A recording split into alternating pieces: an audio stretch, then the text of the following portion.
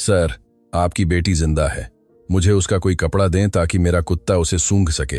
राजेश कुमार ने अपना माथा ठंडी समाधि पर टिका दिया। उनके आंसू संगमरमर पर गिर रहे थे। 2 साल बीत चुके थे जब उनकी जिंदगी उलट पुलट हो गई थी, लेकिन दर्द पहले दिन जितना ही गहरा था। तभी उन्होंने अपने कंधे पर एक छोटा सा स्पर्श महसूस किया। मुड़कर देखा तो एक लगभग 12 साल का लड़का था, जिसने घिसी हुई टोपी और साधारण कपड़े पहने थे। उसके बगल में एक मध्यम आकार की सफेद कुतिया पूंछ हिला रही थी और उसे बुद्धिमान आंखों से देख रही थी। आप प्रिया के पापा हैं, है ना? लड़के ने दृढ़ आवाज में पूछा। राजेश चौंक गए। उस लड़के को उनकी बेटी का नाम कैसे पता था? सर, आपकी बेटी जिंदा है। मुझे उसका कोई कपड़ा दें ताकि मेरा कुत्ता उसे सूंघ सके, लड़के ने बिना किसी झिझक के कहा, कुतिया की ओर इशारा करते हुए। क्या तुम पागल हो बच्चे? राजेश अचानक उठ खड़े हुए, गुस्सा और निराशा का मिश्रण महसूस करते हुए। मेरी बेटी यहां 2 साल से दफन है। तुम्हारी हिम्मत कैसे हुई यहां आने की? और उसे तितलियां बनाना पसंद था, है ना?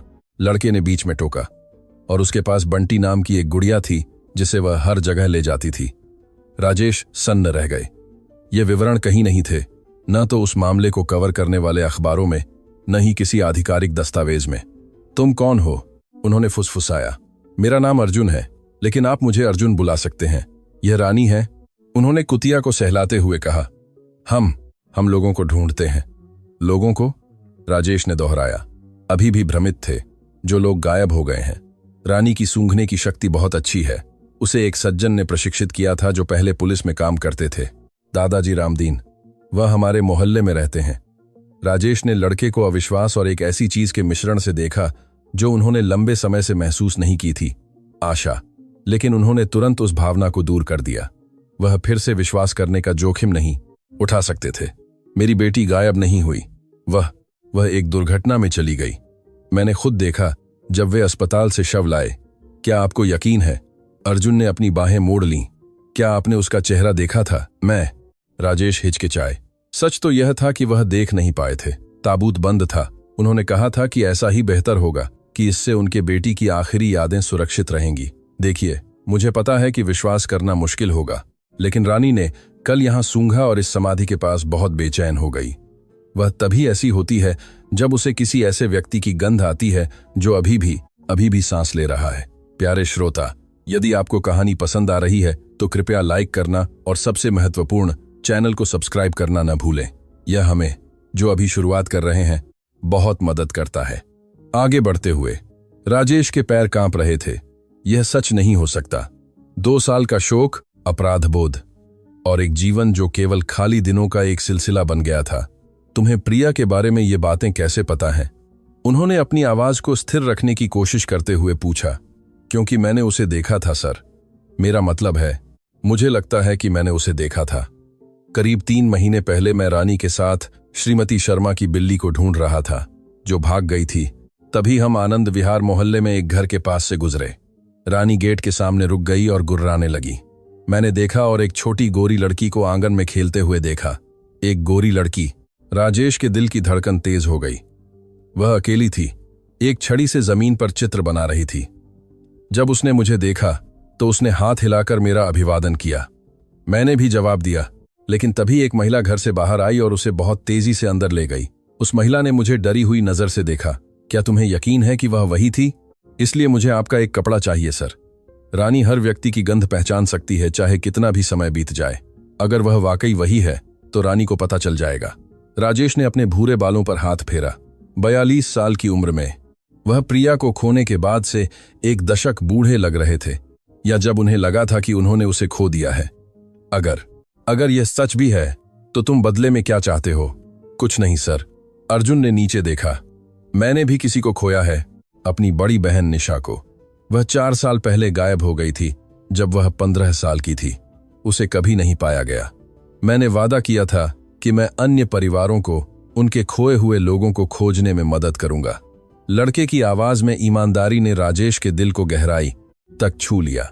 उन्होंने फिर से समाधि की ओर देखा, प्रिया की तस्वीर की ओर, जो मुश्किल से 6 साल की मुस्कुरा रही थी। तुम्हें कैसे पता चला कि मैं यहां आता हूं? मैं कभी कभी चाचा रामू के साथ कब्रिस्तान में रख रखाव में मदद करता हूं।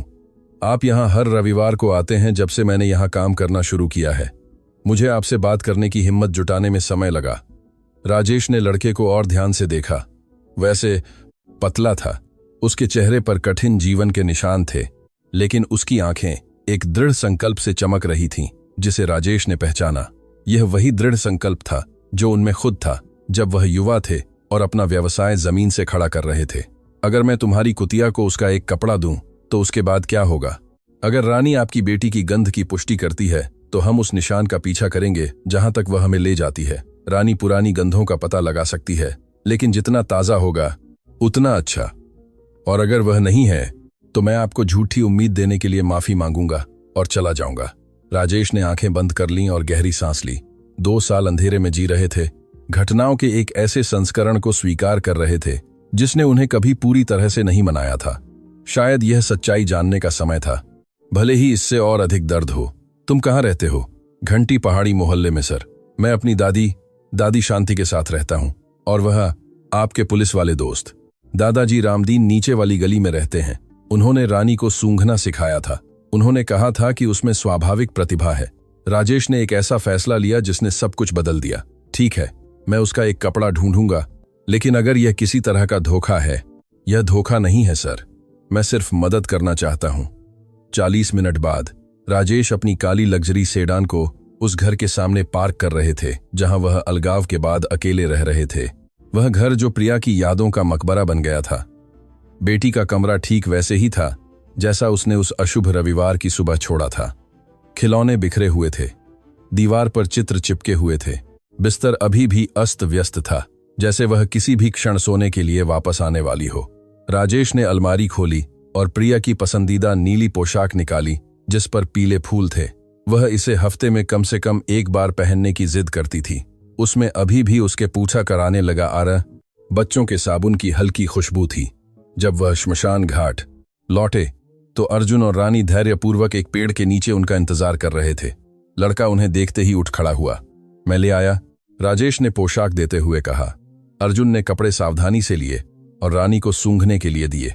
कुतिया ने तीव्र रूप से सूंघा, फिर सिर उठाया और उत्तेजना से पूंछ हिलाने लगी। उसने उसे पहचान लिया। अर्जुन मुस्कुराया। रानी तभी ऐसी होती है जब उसे वह गंध मिलती है जिसे वह ढूंढ रही होती है। और अब हम आनंद विहार मोहल्ले चलेंगे। रानी, ढूंढो। कुतिया ने तुरंत अपनी नाक नीचे की और समाधि के चारों ओर जमीन सूंघने लगी। कुछ मिनट बाद वह एक बार भौंकी और श्मशान घाट के बाहर की ओर चलने लगी।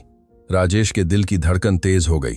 क्या यह संभव था कि उनकी बेटी 2 साल बाद भी जीवित हो, यह मानते हुए कि वह हमेशा के लिए चली गई थी? वे शहर की गलियों में रानी का पीछा करने लगे। कुतिया दृढ़ संकल्पित लग रही थी। कभी कभी खंभों और कोनों को सूंघने के लिए रुकती थी, लेकिन हमेशा एक विशिष्ट दिशा फिर से पकड़ लेती थी। तुमने लोगों को सूंघने के बारे में कैसे सीखा? राजेश ने चलते हुए पूछा। जब मेरी बहन गायब हो गई तो मैं उसे ढूंढने के लिए पागल हो गया। दादाजी रामदीन ने एक दिन मुझे रोते हुए देखा और कहा कि वह मुझे कुछ बातें सिखा सकते हैं। उनके पास रानी से पहले एक कुतिया थी, सितारा, जो इसमें विशेषज्ञ थी। उसे क्या हुआ? वह बूढ़ी हो गई और चली गई। फिर उन्होंने रानी को प्रशिक्षित किया। उन्होंने कहा कि उसमें सितारा से भी ज्यादा प्रतिभा थी। वे लगभग 1 घंटे तक चले, जब तक वे आनंद विहार मोहल्ले पहुंच गए, एक मध्यम निम्न वर्ग का इलाका जहां साधारण घर और संकरी गलियां थीं। रानी उन्हें कई गलियों से गुजरती हुई एक पीले घर के सामने रुकी जिस पर सफेद जाली थी। यह यही है, अर्जुन ने कहा। इसी घर में मैंने उस लड़की को देखा था। राजेश ने इमारत को देखा। यह एक साधारण घर था, अर्जुन ने कहा। सामने एक छोटा सा बगीचा और आंगन में कपड़े सूख रहे थे। रानी स्पष्ट रूप से बेचैन थी, गेट को तीव्र रूप से सूंघ रही थी और धीमी आवाज में भौंक रही थी। क्या तुम्हें यकीन है? रानी कभी गलती नहीं करती। अगर वह ऐसी है तो आपकी बेटी की गंध यहां बहुत तेज है। राजेश गेट के पास गए और जालियों से देखा। आंगन खाली था, लेकिन उन्हें बिखरे हुए खिलौने, एक गुड़िया, कुछ रंगीन पेंसिलें, एक ड्राइंग बुक दिखाई दे रही थी। उनका दिल लगभग रुक गया जब उन्होंने एक चित्र रेफ्रिजरेटर पर चिपका हुआ देखा जो पीछे के दरवाजे से दिखाई दे रहा था। यह एक तितली का चित्र था, ठीक वैसा ही जैसा प्रिया बनाया करती थी। मुझे अंदर जाना होगा, उन्होंने कांपती आवाज में कहा। शांत हो जाइए सर, आप यूं ही घुस नहीं सकते। हम दरवाजा खटखटाएंगे और जो भी यहां रहता है उससे बात करेंगे। राजेश ने गहरी सांस ली अपनी चिंता को नियंत्रित करने की कोशिश करते हुए। अर्जुन सही था, उन्हें शांत रहने की जरूरत थी। उन्होंने सामने का दरवाजा खटखटाया। कुछ मिनट बाद एक लगभग 50 साल की महिला दिखाई दी। उसके भूरे बाल एक जूड़े में बंधे थे और उसने फूलों वाला एप्रन पहना था। शुभ संध्या, महिला ने दोनों को अविश्वास भरी नजर से देखते हुए कहा। शुभ संध्या मैडम, मेरा नाम राजेश है, यह अर्जुन है। हम अपनी बेटी को ढूंढ रहे हैं जो 2 साल पहले गायब हो गई थी। महिला स्पष्ट रूप से पीली पड़ गई। मुझे माफ करना, लेकिन मैं मदद नहीं कर सकती। यहां केवल मैं और मेरे पति रहते हैं। क्या आपको कोई आपत्ति नहीं होगी अगर हमारी कुतिया यहां थोड़ी देर सूंघ ले? अर्जुन ने रानी को दिखाया, जो अभी भी बेचैन थी। यह लोगों को ढूंढने के लिए प्रशिक्षित है। नहीं कर सकती। आप लोगों को जाना होगा। महिला ने दरवाजा बंद करने की कोशिश की, लेकिन राजेश ने उसे रोक दिया। कृपया बस 1 मिनट। अगर यहां कुछ नहीं है तो हम चले जाएंगे और फिर परेशान नहीं करेंगे। मैंने कहा, नहीं, आप लोगों को यहां रहने का कोई अधिकार नहीं है। उसी पल घर के अंदर से एक बच्चे की आवाज आई, काकी सीता, क्या मैं आंगन में खेल सकती हूं? राजेश को लगा जैसे उनके शरीर से सारी ताकत निकल गई हो। यह प्रिया की आवाज थी। वह उस आवाज को दुनिया में कहीं भी पहचान सकते थे। प्रिया, उन्होंने चिल्लाया। प्रिया, मैं तुम्हारा पापा हूं। महिला ने जोर से दरवाजा बंद करने की कोशिश की, लेकिन राजेश ने उसे धकेल दिया और घर में घुस गए। प्रिया, तुम कहां हो? वह बैठक में दौड़ते रहे, सभी कमरों को देखते हुए। अर्जुन रानी के साथ उनके पीछे पीछे था, जो और जोर से भौंक रही थी। मेरे घर से निकलो, मैं पुलिस को बुलाऊंगी, महिला चिल्ला रही थी। राजेश ने एक कमरे का दरवाजा खोला और उनकी जिंदगी हमेशा के लिए बदल गई। वह वहीं थी, प्रिया, उनकी बेटी, जिंदा, बिस्तर पर एक गुड़िया के साथ खेल रही थी, जिसे वह नहीं पहचानते थे। जब उसने उसे देखा तो उसकी आंखें चौड़ी हो गईं। पापा, उसने कहा, जैसे उसे विश्वास ही न हो रहा हो। मेरी बेटी। राजेश घुटनों के बल गिर पड़े और उसे कसकर गले लगा लिया। जिंदगी में कभी इतना नहीं रोए थे। मेरी बेटी, तुम जिंदा हो, तुम जिंदा हो। प्रिया ने उन्हें वापस गले लगा लिया, लेकिन राजेश ने देखा कि वह भ्रमित और डरी हुई लग रही थी। पापा, आप पहले मुझे लेने क्यों नहीं आए? काकी सीता ने कहा था कि आप अब मुझे प्यार नहीं करते। राजेश को अपने सीने में एक जानलेवा गुस्सा महसूस हुआ, लेकिन उन्होंने प्रिया के लिए खुद को शांत रहने के लिए मजबूर किया। यह सच नहीं है मेरे प्यार। पापा तुम्हें हर दिन ढूंढते रहे, हर दिन। लेकिन मां ने कहा। मां ने क्या कहा? उन्होंने कहा कि आप व्यस्त हैं और मुझे काकी सीता के साथ कुछ समय के लिए यहां रहना होगा। राजेश ने अर्जुन की ओर देखा, जो आंसुओं भरी आंखों से सब कुछ देख रहा था। फिर उन्होंने उस महिला की ओर देखा जो दीवार पर टिकी हुई थी, स्पष्ट रूप से डरी हुई थी। मेरी पूर्व पत्नी कहाँ है? मुझे नहीं पता। वह बच्ची को यहां लाई थी और कहा था कि यह अस्थायी है। यह लगभग 2 साल पहले की बात है। अस्थायी? राजेश अभी भी प्रिया को बाहों में लिए खड़े हो गए। और आपको यह सामान्य लगा कि एक मां अपनी बेटी को 2 साल तक एक अजनबी के पास छोड़ दे? वह अच्छी तरह से भुगतान करती थी और कहा था कि उसे आपके साथ समस्याएं थीं, कि आप हिंसक थे। हिंसक? राजेश लगभग चिल्ला उठे। मैंने कभी अपनी बेटी या अपनी पूर्व पत्नी पर हाथ नहीं उठाया। प्रिया ऊंची आवाजों से डरकर रोने लगी। सब ठीक है मेरे प्यार, राजेश ने उसे शांत किया। पापा तुमसे नाराज नहीं हैं। पापा तुम्हें पाकर बहुत खुश हैं। सर, अर्जुन पास आया। मुझे लगता है कि बेहतर होगा कि हम यहां से निकलें और प्रिया को घर ले जाएं। बाकी सब बाद में सुलझा लेंगे। राजेश ने सिर हिलाया। उनकी प्राथमिकता अपनी बेटी को वहां से निकालना और उसे एक सुरक्षित जगह पर ले जाना था। प्रिया, क्या तुम पापा के साथ घर जाना चाहती हो? क्या मैं बंटी को ले जा सकती हूं? उसने पूछा, एक अलग गुड़िया दिखाते हुए जो उन्हें याद थी। जरूर मेरे प्यार, तुम जो चाहो ले जा सकती हो। जब प्रिया अपना सामान इकट्ठा कर रही थी, राजेश उस महिला की ओर मुड़े। आपका नाम क्या है? सीता। सीता देवी। सीता, मैं इस सब की पूरी सच्चाई का पता लगाऊंगा। आप मुझे वह सब बताएंगी जो आप जानती हैं, लेकिन अभी मैं सिर्फ अपनी बेटी को घर ले जाना चाहता हूं। कृपया मुझे पुलिस में मत दीजिए। मैं सिर्फ मदद कर रही थी। आपकी पूर्व पत्नी ने कहा था कि यह सिर्फ कुछ समय के लिए है। मैं उसे कहां ढूंढ सकता हूं? मुझे नहीं पता। उसने अपना फोन नंबर महीनों पहले बदल दिया था। वह केवल कभी कभी बच्ची को देखने आती थी। राजेश ने फिर से प्रिया को बाहों में उठाया और दरवाजे की ओर बढ़े। अर्जुन रानी के साथ उनके साथ था। धन्यवाद, राजेश ने अर्जुन से घर से निकलते हुए कहा। अगर तुम न होते तो मैं कभी अपनी बेटी को नहीं ढूंढ पाता। मैंने कहा था कि मैं आपकी मदद करूंगा। सर, मैं तुम्हें इसका बदला कैसे दे सकता हूं? आपको मुझे कुछ नहीं देना है, बस उसका अच्छे से ख्याल रखना। राजेश ने 12 साल के लड़के को देखा जिसने उनकी जिंदगी हमेशा के लिए बदल दी थी। एक लड़का जिसने अपनी कम उम्र और कठिनाइयों के बावजूद अपना समय दूसरों की मदद करने में लगाया। अर्जुन, तुम्हारे पास रहने की जगह है? हाँ सर, मैं अपनी दादी के साथ रहता हूं और उनकी तबीयत ठीक है लगभग, लेकिन वह ज्यादा काम नहीं कर सकती।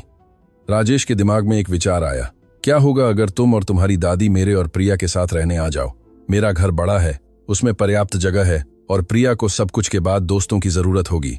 अर्जुन के चेहरे पर एक बड़ी मुस्कान आ गई। सच में सर, बहुत सच में, तुम अब परिवार हो। घर लौटते समय प्रिया कार की पिछली सीट पर सो गई। राजेश चुपचाप गाड़ी चला रहे थे। अभी भी जो कुछ हुआ था उसे संसाधित कर रहे थे। उनकी बेटी जिंदा थी। 2 साल के शोक के बाद वह जिंदा और सुरक्षित थी, लेकिन अब उन्हें यह समझना था कि वास्तव में क्या हुआ था। मीना, उनकी पूर्व पत्नी ने ऐसा क्यों किया? उन्होंने प्रिया के मरने का नाटक क्यों किया? और सबसे महत्वपूर्ण, इस धोखे में और कौन शामिल था? जब वे घर पहुंचे तो राजेश ने प्रिया को उसके अपने कमरे में सुला दिया। वह थक गई थी और भ्रमित थी। उसे सब कुछ संसाधित करने के लिए समय चाहिए था। अर्जुन, क्या तुम अपनी दादी को फोन करना चाहते हो और उन्हें घर बदलने के बारे में बताना चाहते हो? क्या मैं तुम्हारा फोन इस्तेमाल कर सकता हूं?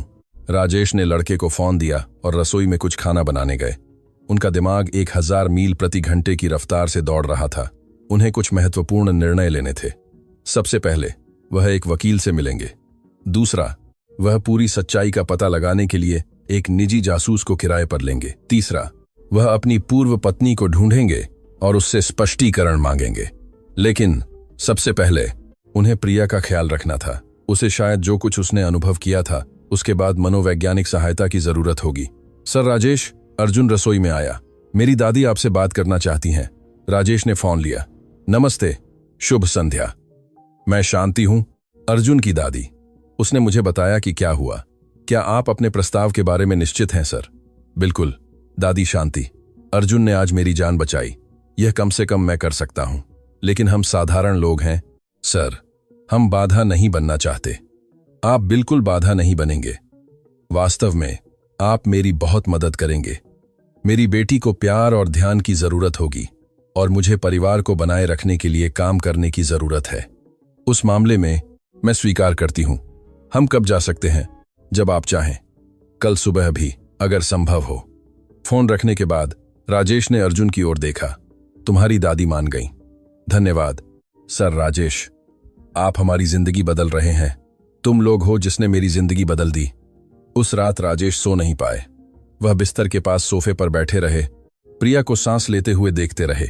अभी भी यह अवास्तविक लग रहा था कि वह वहां जिंदा और सुरक्षित थी। सुबह वह डरकर उठी जैसे सब कुछ एक सपना था। पापा, मैं यहां हूं मेरे प्यार। अब तुम हमेशा के लिए मेरे साथ रह सकती हो। मेरी बेटी, हम कभी अलग नहीं होंगे। और मां? राजेश हिचकिचाए। 8 साल की बच्ची को कैसे समझाएं कि उसकी अपनी मां ने उसे छोड़ दिया था? मां, उसने कुछ बुरा किया, लेकिन महत्वपूर्ण बात यह है कि अब तुम मेरे साथ हो। वह अब मुझसे प्यार नहीं करती। मुझे नहीं पता मेरे प्यार, लेकिन मैं तुमसे बहुत प्यार करता हूं और हमेशा करूंगा। प्रिया ने सिर हिलाया और अपने पिता की बाहों में सिकुड़ गई। राजेश को लगा कि उन्हें अपनी बेटी का विश्वास और सुरक्षा बहाल करने के लिए बहुत काम करना होगा। उसी सुबह बाद में अर्जुन अपनी दादी शांति के साथ आया। एक 70 साल की छोटी और मुस्कुराती हुई महिला। आपसे मिलकर बहुत खुशी हुई सर। राजेश, हमें अपने घर में जगह देने के लिए धन्यवाद। खुशी मुझे हुई दादी शांति। घर बहुत खाली हो गया था जब मुझे लगा कि मैंने अपनी बेटी को खो दिया है। प्रिया अपने पिता के पीछे छिप गई जब उसने आगंतुकों को देखा। प्रिया, ये हमारे नए दोस्त हैं। यह अर्जुन है जिसने मुझे तुम्हें ढूंढने में मदद की, और यह दादी शांति हैं। अर्जुन बच्ची के स्तर पर झुका। नमस्ते प्रिया, क्या तुम्हें मैं याद हूं? उसने सिर नकारात्मक रूप से हिलाया। रानी और मैंने तुम्हें बहुत समय तक ढूंढा। तुम्हारे पापा बहुत रोते थे क्योंकि वह तुम्हें याद करते थे। यह सच है। उसने राजेश की ओर देखा। यह सच है मेरे प्यार। पापा हर दिन रोते थे। मुझे माफ करना पापा, मैं नहीं चाहती थी कि आप दुखी हों। राजेश की आंखें फिर से आंसुओं से भर गईं। यह तुम्हारी गलती नहीं है प्रिया। इसमें से कुछ भी तुम्हारी गलती नहीं थी। दादी शांति धीरे धीरे पास आई। कितनी प्यारी बच्ची है। अर्जुन ने मुझे बताया कि तुम्हें तितलियां बनाना पसंद है। प्रिया ने शर्माते हुए सिर हिलाया। क्या तुम मेरे साथ चित्र बनाना चाहोगी? मुझे भी तितलियां बनाना आता है। पहली बार उसे ढूंढने के बाद राजेश ने प्रिया को मुस्कुराते हुए देखा। अगले कुछ दिन समायोजन के थे। प्रिया स्पष्ट रूप से ट्रॉमेटाइज थी, लेकिन धीरे धीरे नए परिवार के साथ खुलने लगी। अर्जुन इस प्रक्रिया में महत्वपूर्ण था, क्योंकि वह उसकी उम्र के करीब था और इस तरह से संवाद करने में सफल रहा जो वयस्क नहीं कर सकते थे। राजेश ने एक बाल मनोवैज्ञानिक के साथ अपॉइंटमेंट बुक किया और 2 साल पहले वास्तव में क्या हुआ था उसकी जांच शुरू की। उन्होंने विक्रम सलूजा को काम पर रखा, जो उनके वकील द्वारा सुझाए गए एक निजी जासूस थे। विक्रम एक पूर्व पुलिस अधिकारी थे जिन्हें लापता व्यक्तियों के मामलों में अनुभव था। सर राजेश, मुझे आपकी बेटी के कथित निधन के दिन के बारे में सभी विवरण चाहिए। राजेश ने वह सब कुछ बताया जो उन्हें याद था। मीना ने हिस्टीरिकल होकर फोन किया था कि प्रिया का एक्सीडेंट हो गया है और उसे अस्पताल ले जाया गया है। जब वह वहां पहुंचे तो वह आईसीयू में थी। घंटों बाद डॉक्टर बाहर आए और कहा कि वह बच नहीं पाई। क्या आपने शव देखा था? नहीं। मीना ने कहा था कि मेरे लिए प्रिया की आखिरी अच्छी यादें रखना बेहतर होगा और अंतिम संस्कार बंद ताबूत में हुआ था। मीना ने सब कुछ व्यवस्थित किया। मैं सदमे में था। मैंने उसे सभी विवरणों की देखभाल करने दी। क्या आपको यकीन है कि ताबूत में शव था? राजेश को ठंड लग गई। नहीं, मैंने कभी उस बारे में नहीं सोचा। उन्होंने अस्पताल में स्थिति को कैसे जाली किया, हम पता लगाएंगे। मुझे शामिल सभी डॉक्टरों और नर्सों के नाम चाहिए। राजेश ने अपनी सभी जानकारी दी। विक्रम ने तुरंत जांच शुरू करने का वादा किया। 2 दिन बाद विक्रम ने पहली खोजों के साथ फोन किया। सर राजेश, मुझे कुछ दिलचस्प मिला। डॉ. शर्मा, जिन्होंने प्रमाण पत्र पर हस्ताक्षर किए थे, को आपकी बेटी के मामले के 3 महीने बाद अस्पताल से निकाल दिया गया था। क्यों? दस्तावेजीकरण में अनियमितताएं, रिपोर्टों में हेरफेर का संदेह। क्या आप उनसे बात कर पाए? अभी तक नहीं, लेकिन मैंने पता लगा लिया है कि वह अब कहाँ काम कर रहे हैं। यह दक्षिणी क्षेत्र के एक निजी क्लिनिक में है। और नर्सें, उनमें से एक नर्स लक्ष्मी उसी समय इस्तीफा दे दिया था। मुझे उसका पता मिल गया है। राजेश को लगा कि वे सही रास्ते पर हैं। हम उनसे कब बात कर सकते हैं? कल ही, अगर आप चाहें। प्यारे श्रोता, यदि आप कहानी का आनंद ले रहे हैं तो कृपया लाइक करना और सबसे महत्वपूर्ण, चैनल को सब्सक्राइब करना न भूलें। यह हमें, जो अभी शुरुआत कर रहे हैं, बहुत मदद करता है। आगे बढ़ते हुए अगली सुबह राजेश और विक्रम नर्स लक्ष्मी के घर गए। यह एक बाहरी इलाके में एक साधारण निवास था। नर्स लक्ष्मी, एक लगभग 40 साल की महिला, ऐसे चेहरे के साथ दरवाजा खोला जैसे वह लंबे समय से ठीक से सोई न हो। नर्स लक्ष्मी, विक्रम ने पूछा। हाँ, क्या चाहिए? हम जासूस हैं। हम 2 साल पहले के मामलों से संबंधित पवित्र हृदय अस्पताल में अनियमितताओं की जांच कर रहे हैं। महिला पीली पड़ गई। मुझे कुछ नहीं कहना है। लक्ष्मी, राजेश पास आए। मेरा नाम राजेश कुमार है। आपने मेरी बेटी प्रिया की देखभाल की थी जिस दिन वह कथित रूप से मर गई थी। मुझे याद नहीं है। कृपया। राजेश ने अपनी जेब से प्रिया की एक तस्वीर निकाली। हम बस यह समझना चाहते हैं कि क्या हुआ। मेरी बेटी जिंदा है। हमें वह 1 हफ्ते पहले मिली। नर्स लक्ष्मी ने तस्वीर देखी और कांपने लगी। वह जिंदा है? हाँ। कृपया मुझे बताएं कि उस दिन क्या हुआ था। नर्स लक्ष्मी ने चारों ओर देखा, जैसे यह सत्यापित कर रही हो कि कोई उन्हें देख नहीं रहा था। जल्दी अंदर आओ। वे साधारण बैठक में घुस गए। नर्स लक्ष्मी ने कॉफी की पेशकश की और एक पुरानी कुर्सी पर बैठ गई। मुझे पता था कि यह दिन आएगा, उसने गहरी सांस लेते हुए कहा। क्या हुआ लक्ष्मी? डॉ. शर्मा ने उस सुबह मुझे ढूंढा था। उन्होंने कहा था कि अगर मैं एक खास मामले में उनकी मदद करती हूं तो मुझे 5000 मिलेंगे। खास? कैसे? उन्होंने कहा कि एक मां अपने हिंसक पूर्व पति से अपनी बेटी को छिपाने के लिए बेताब थी और एकमात्र तरीका यह था कि बच्ची के मरने का नाटक किया जाए, और आपने उस पर विश्वास किया। उस समय हाँ। उन्होंने मुझे एक घायल महिला की तस्वीरें दिखाईं। उन्होंने कहा कि अगर कुछ कठोर नहीं किया गया तो पूर्व पति उसे और बेटी को मारता रहेगा। कौन सी तस्वीरें? मीना की तस्वीरें, उसके चेहरे और बाहों पर चोट के निशान के साथ। राजेश को लगा जैसे उनका खून जम गया हो। मीना हमेशा जानती थी कि वह कभी उस पर या प्रिया पर हाथ नहीं उठाएंगे। तस्वीरें झूठी थीं और इसमें आपकी क्या भूमिका थी? आपको अस्पताल पहुंचने पर डॉ. शर्मा के संस्करण की पुष्टि करनी थी।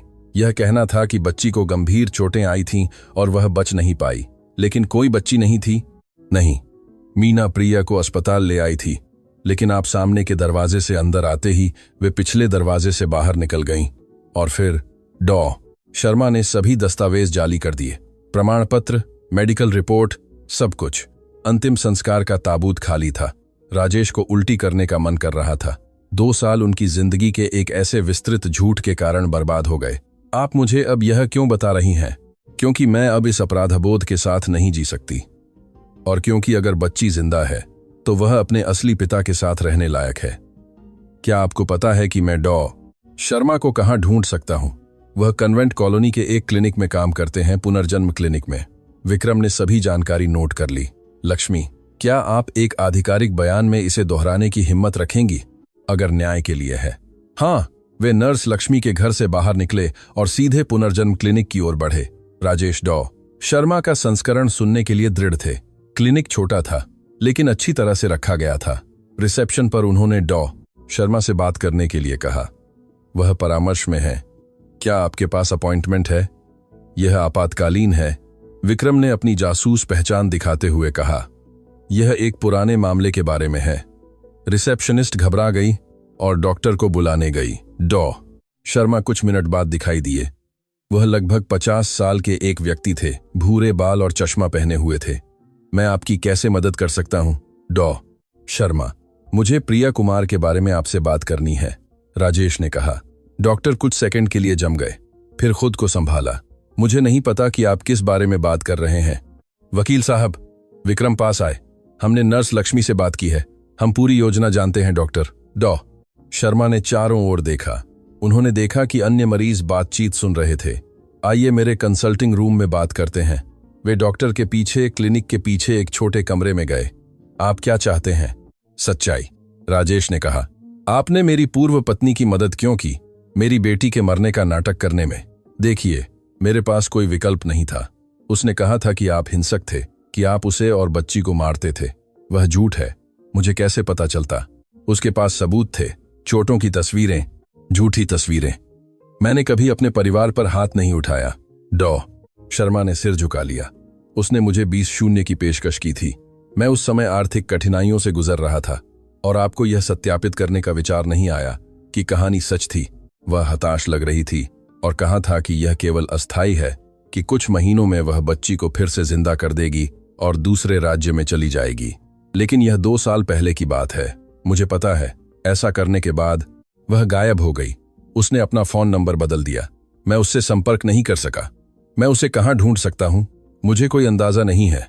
आखिरी बार मुझे उसके बारे में 1 साल पहले पता चला था। एक परिचित ने कहा था कि वह मुंबई में एक आदमी के साथ रह रही थी। कौन सा आदमी? मुझे नाम नहीं पता, बस इतना पता है कि उसके पास पैसा है और उसे बच्चे पसंद नहीं है।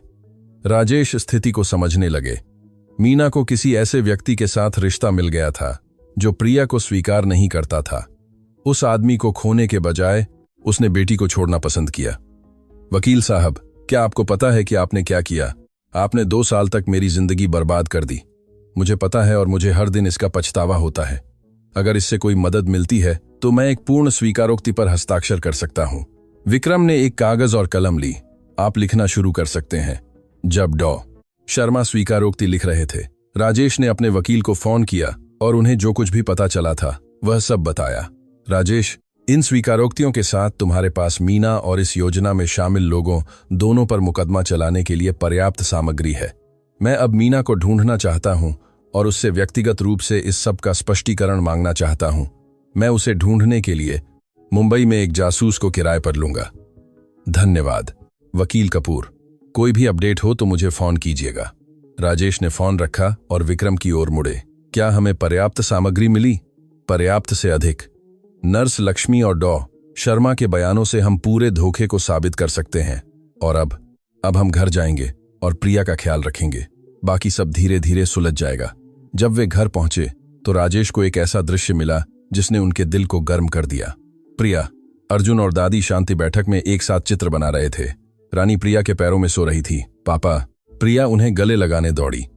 देखो मैंने क्या बनाया। यह नए परिवार का चित्र था।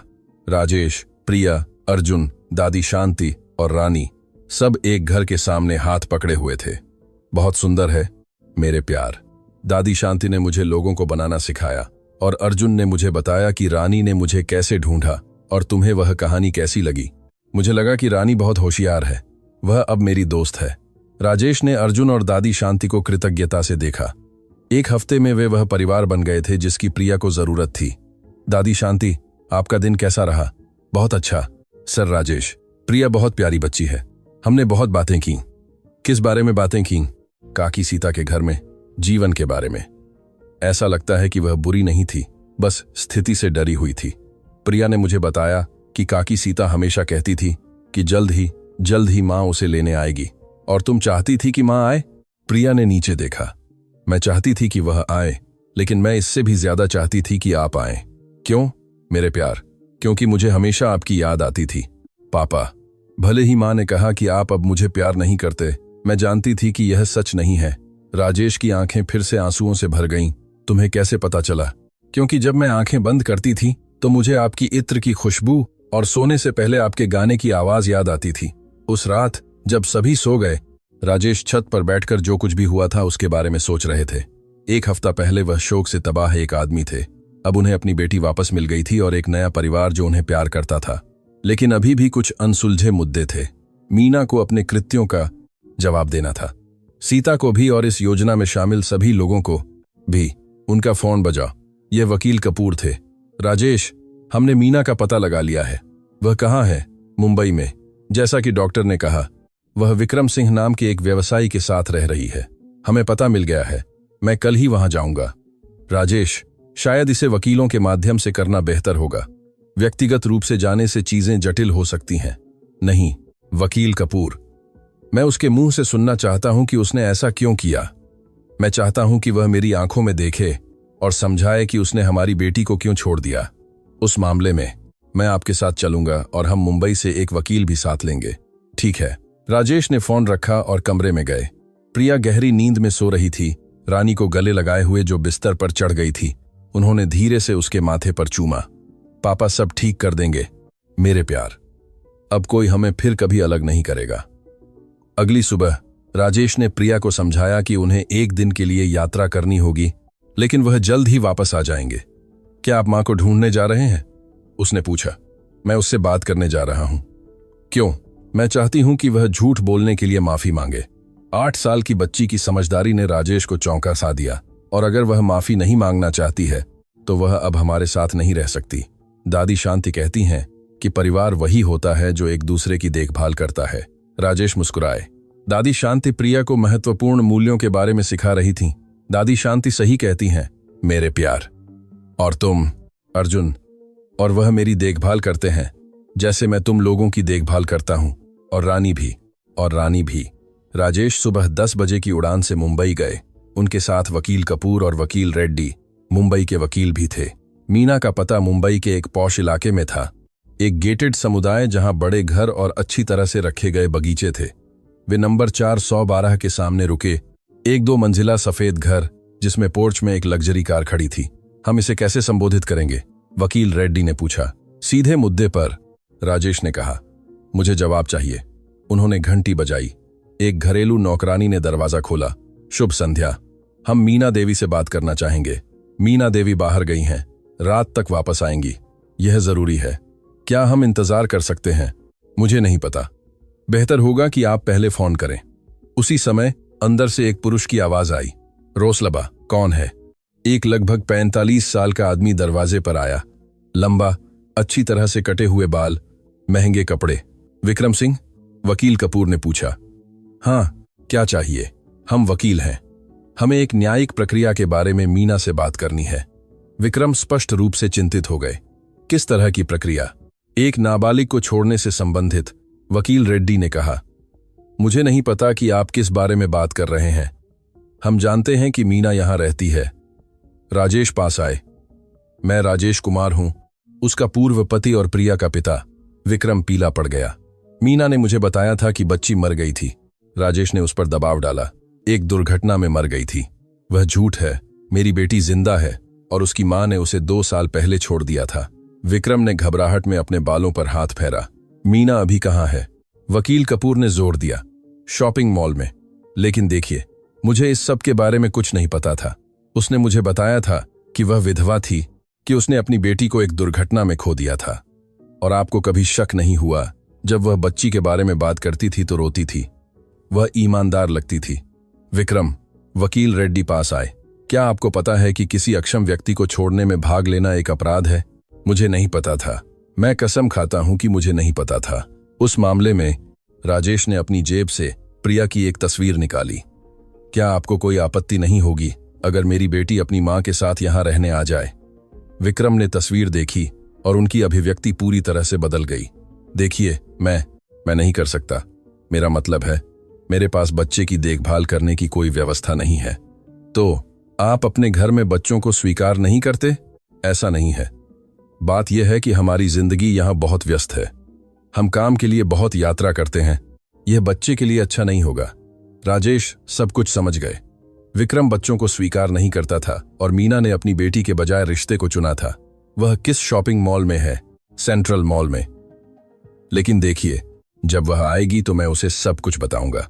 इस स्थिति को सुलझाने की जरूरत है। हम उसे मॉल में ढूंढेंगे, वकील कपूर ने कहा। वे सेंट्रल मॉल की ओर बढ़े। वकील रेड्डी ने कुछ संपर्कों को फोन किया और पार्किंग में मीना की कार का पता लगाने में सफल रहे। वह यहां है, नंबर GTO 9821। उन्होंने कार के पास इंतजार किया। 2 घंटे बाद मीना कई शॉपिंग बैग ले जाती हुई दिखाई दी।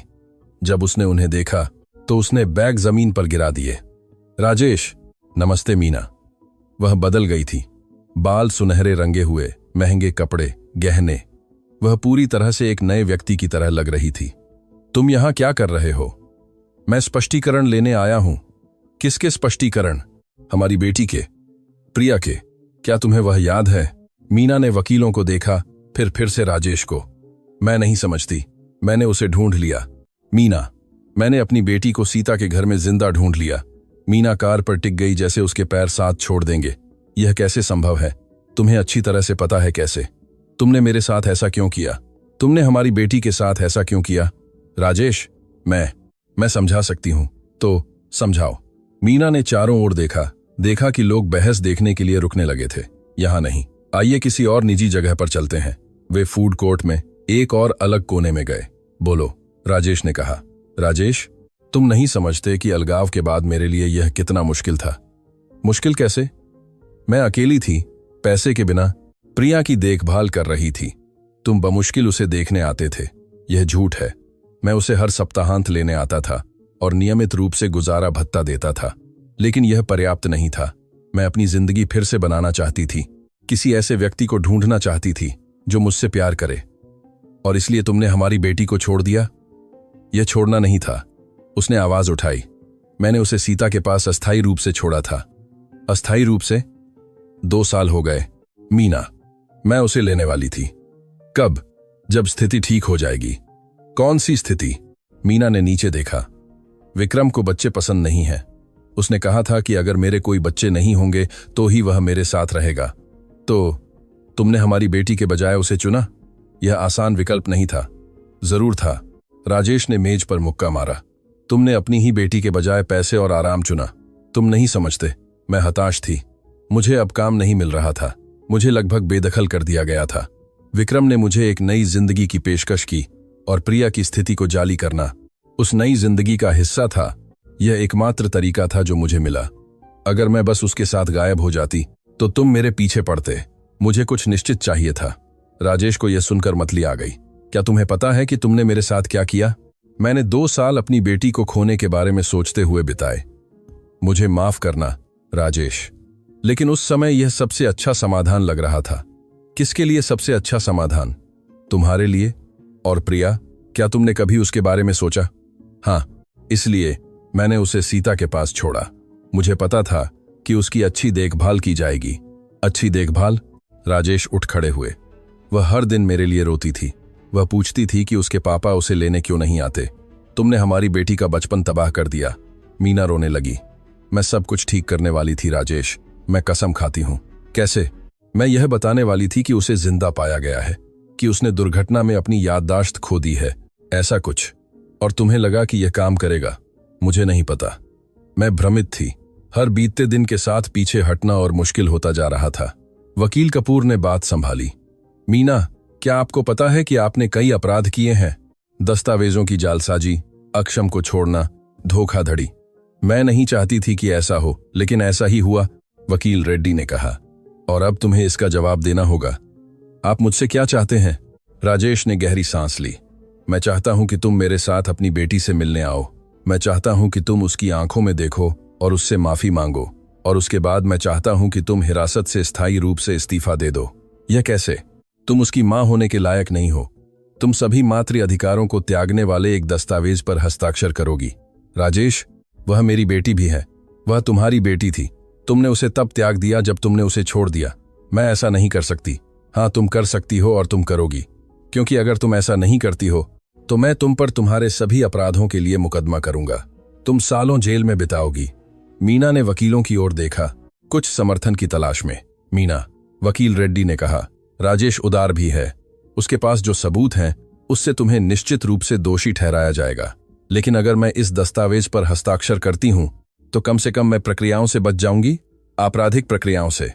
हाँ, वकील कपूर ने कहा, लेकिन तुम्हें जांच और वकीलों के सभी खर्चों की भरपाई करनी होगी। कितना? अब तक लगभग 50,000। मीना पीली पड़ गई। मेरे पास वह पैसा नहीं है, विक्रम के पास है, राजेश ने कहा। उसे ही इस पूरी स्थिति से फायदा हुआ। वे विक्रम के घर लौट आए, जो विवरण जानने के बाद घबरा गए। मीना, तुमने मुझे ऐसे कैसे धोखा दिया? विक्रम, मुझे माफ करना। मैं हताश थी, और अब मुझ पर भी मिली भगत के लिए मुकदमा चलाया जा सकता है, केवल तभी जब आप सहयोग नहीं करते, वकील रेड्डी ने कहा। अगर आप मुआवजा देते हैं और स्थिति को सुलझाने में मदद करते हैं तो आपको कोई समस्या नहीं होगी। कितना? 50,000। विक्रम ने कुछ मानसिक गणनाएं की। ठीक है, लेकिन इसके बाद? मीना, तुम मेरे घर से जा रही हो। यह कैसे? तुमने मुझे धोखा दिया। मैं तुम्हारे साथ और कुछ नहीं चाहता। राजेश को लगभग मीना के लिए दया आ गई। वह सब कुछ खो रही थी, बेटी, रिश्ता, आरामदायक जीवन। लेकिन उन्हें तुरंत सीता के घर में रोती हुई प्रिया याद आ गई, यह पूछते हुए कि पापा उसे लेने क्यों नहीं आते। मीना, क्या तुम हमारे साथ चलोगी, या तुम पसंद करोगी कि मैं प्रिया को अकेले लेने जाऊं? मैं तुम्हारे साथ चलती हूं। मुंबई लौटते समय यात्रा तनावपूर्ण थी। मीना पूरे उड़ान में रोती रही। राजेश को कोई दया नहीं आई। जब वे घर पहुंचे तो लगभग रात हो चुकी थी। प्रिया बैठक में अर्जुन के साथ खेल रही थी। जब उसने उन्हें अंदर आते देखा, पापा, वह उन्हें गले लगाने दौड़ी। फिर उसने मीना को देखा और भ्रमित होकर रुक गई। माँ, नमस्ते मेरे प्यार। मीना प्रिया के स्तर पर घुटनों के बल बैठ गई। कैसी हो? मैं ठीक हूं। तुमने मुझे काकी सीता के घर क्यों छोड़ा? मीना ने राजेश की ओर देखा, फिर से अपनी बेटी की ओर। माँ ने कुछ बहुत बुरा किया, प्रिया, और यहां तुमसे माफी मांगने आई है। आप अब मुझसे प्यार नहीं करती? मैं तुमसे प्यार करती हूं, मेरे प्यार। मैं हमेशा तुमसे प्यार करूंगी। लेकिन पापा मेरी तुलना में तुम्हारी बेहतर देखभाल करते हैं। प्रिया दोनों के बीच भ्रमित होकर देखने लगी। लेकिन अब हम सब साथ रह सकते हैं। राजेश मीना के बगल में घुटनों के बल बैठे। प्रिया, माँ अब दूर रहेगी, लेकिन तुम मेरे साथ, अर्जुन के साथ और दादी शांति के साथ यहां रहोगी, हमेशा के लिए, हमेशा के लिए। प्रिया ने मीना की ओर देखा। क्या आप मुझसे मिलने आएंगी? मीना ने राजेश की ओर देखा, जिन्होंने नकारात्मक रूप से सिर हिलाया। शायद जब तुम बड़ी हो जाओगी तो हम फिर से मिल सकते हैं। ठीक है, प्रिया ने कहा, स्थिति को एक प्रभावशाली परिपक्वता के साथ स्वीकार करती हुई। मीना ने उसे कुछ मिनटों के लिए गले लगा लिया, रोते हुए। मुझे माफ करना मेरे प्यार, सब कुछ के लिए मुझे माफ करना। रात के खाने के बाद जब प्रिया अर्जुन के साथ खेल रही थी, राजेश और मीना ने सभी दस्तावेजों पर हस्ताक्षर किए। उसने औपचारिक रूप से सभी मातृ अधिकारों का त्याग कर दिया। राजेश, उसने जाने से पहले कहा, उसका अच्छे से ख्याल रखना। मैंने हमेशा उसका ख्याल रखा है। समस्या यह है कि तुमने कभी उसे देखा नहीं। मुझे पता है कि मैंने सब गलत किया। अगर मैं समय में वापस जा पाती तो। तुम नहीं जा सकती, और अब बहुत देर हो चुकी है। मीना घर से और राजेश और प्रिया की जिंदगी से हमेशा के लिए चली गई। उस रात जब सभी सो गए, राजेश छत पर बैठकर पिछले 2 हफ्तों में जो कुछ हुआ था उस पर विचार कर रहे थे। उनकी जिंदगी पूरी तरह से बदल गई थी। अर्जुन पास आया। डॉन, राजेश, क्या मैं आपसे एक सवाल पूछ सकता हूं? जरूर। अर्जुन, तुम मीना को कैसे माफ कर सकते हो? किसने कहा कि मैंने उसे माफ कर दिया? लेकिन आपने प्रिया के सामने उस पर गुस्सा नहीं किया। राजेश मुस्कुराए। लड़का बहुत ऑब्जर्वेंट था। अर्जुन, कुछ चीजें हैं जो एक अपने बच्चों के लिए करता है। प्रिया की मां के प्रति नफरत दिखाना उसके लिए अच्छा नहीं होगा। मैं समझता हूं आप बहुत अच्छे पिता हैं। मैं हर दिन बेहतर होना सीख रहा हूं। और क्या मैं आपको डॉन राजेश बुलाना जारी रख सकता हूं? तुम मुझे सिर्फ पापा क्यों नहीं बुलाते? अर्जुन जोर से मुस्कुराया। पापा, राजेश, सिर्फ पापा। तुम अब मेरे बेटे हो अर्जुन, और मैं प्रिया का भाई हूं। हाँ, तुम भाई बहन हो। अर्जुन ने उसे गले लगा लिया। हमारे परिवार को बचाने के लिए धन्यवाद। तुम लोग हो जिसने मेरा परिवार बचाया। अगले कुछ महीनों में नया परिवार पूरी तरह से समायोजित हो गया। प्रिया ने थेरेपी शुरू की और धीरे धीरे अपने ट्रॉमा से उबरने लगी। अर्जुन को एक बेहतर स्कूल में नामांकित किया गया और वह रानी जैसे और जानवरों की मदद करने के लिए पशु चिकित्सक बनने का सपना देखने लगा। दादी शांति वह दादी बन गईं जो प्रिया को कभी नहीं मिली थी। वह उसे खाना बनाना सिखाती थी, कहानियां सुनाती थी और जीवन सलाह देती थी। राजेश 2 साल में पहली बार ईमानदारी से मुस्कुराए। उनका व्यवसाय फल फूल रहा था और उनमें काम करने की ऊर्जा थी, यह जानते हुए कि वह घर वापस आएंगे और प्यार और स्नेह पाएंगे। रानी आधिकारिक तौर पर परिवार की कुतिया बन गई और अन्य लोगों को लापता रिश्तेदारों को ढूंढने में मदद करती रही, हमेशा अर्जुन के साथ। 1 साल बाद राजेश ने प्रिया के पुनर्जन्म का जश्न मनाने के लिए एक पार्टी का आयोजन किया। उन्होंने सभी दोस्तों, पड़ोसियों और उन लोगों को आमंत्रित किया जिन्होंने उनकी मदद की थी। नर्स लक्ष्मी उपस्थित थीं और उन्होंने प्रिया से व्यक्तिगत रूप से माफी मांगी। डॉ. शर्मा भी आए थे, जो मेडिकल दस्तावेजों की जालसाजी के खिलाफ लड़ाई में एक सहयोगी बन गए थे। सीता, जिस महिला ने प्रिया की देखभाल की थी, उसे भी आमंत्रित किया गया था। वह बच्ची की एक तरह की काकी बन गई थी, नियमित रूप से उससे मिलने आती थी। पापा, प्रिया ने पार्टी के दौरान कहा, क्या मैं एक भाषण दे सकती हूँ? जरूर मेरे प्यार। प्रिया एक कुर्सी पर चढ़ गई और सभी का ध्यान आकर्षित किया। मैं उन सभी को धन्यवाद देना चाहती हूँ जिन्होंने मेरी मदद की, खासकर अर्जुन और रानी को जिन्होंने मुझे ढूंढा, और पापा को जिन्होंने कभी मुझसे हार नहीं मानी, और दादी शांति को जिन्होंने मुझे हर दिन महत्वपूर्ण बातें सिखाईं। सभी ने उत्साह से तालियां बजाईं। और मैं कहना चाहती हूं कि मैंने एक महत्वपूर्ण बात सीखी है। परिवार सिर्फ वही नहीं होता जिसका खून एक जैसा हो। परिवार वह होता है जो हमें सच्चा प्यार करता है। राजेश की आंखें फिर से आंसुओं से भर गईं। उनकी बेटी सब कुछ के बावजूद एक समझदार और मजबूत बच्ची बन गई थी। रात में जब मेहमान चले गए तो परिवार बैठक में इकट्ठा हुआ। अर्जुन, राजेश ने कहा, क्या तुम्हें याद है जब तुम मुझे कब्रिस्तान में ढूंढ रहे थे? मुझे याद है। तुम्हें किस बात से यकीन हुआ कि प्रिया जिंदा थी? रानी, पापा, वह कभी गलती नहीं करती, लेकिन मेरे दिल में भी कुछ था जो कहता था कि प्रिया को मदद की जरूरत है। और दादी शांति, क्या आपको अजीब नहीं लगा जब अर्जुन घर आकर यह कह रहा था कि वह एक बड़े घर में एक व्यवसायी के साथ रहने वाला है? मुझे लगा कि मैं सपना देख रही हूं। वह हंसी। लेकिन जब मैं आपसे मिली तो मैंने देखा कि आप एक अच्छे दिल वाले आदमी थे, और हम हमेशा जानते थे कि अर्जुन में लोगों की मदद करने की एक विशेष प्रतिभा है। कौन सी प्रतिभा? दादी, प्रिया ने पूछा। दिल की प्रतिभा, मेरी बेटी। कुछ लोग इतने बड़े दिल के साथ पैदा होते हैं कि वे बिना मदद करना चाहे दुख नहीं देख सकते।